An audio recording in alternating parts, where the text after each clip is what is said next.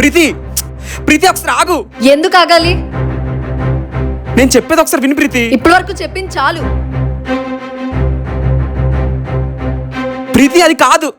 ప్రీతి ఒక్కసారి నేను చెప్పిన మాట విను. ఇంకా ఎన్ని అబద్ధాలు చెప్తావు? నేను అబద్ధం చెప్పలేదు, నిజాన్ని దాచాను అంతే.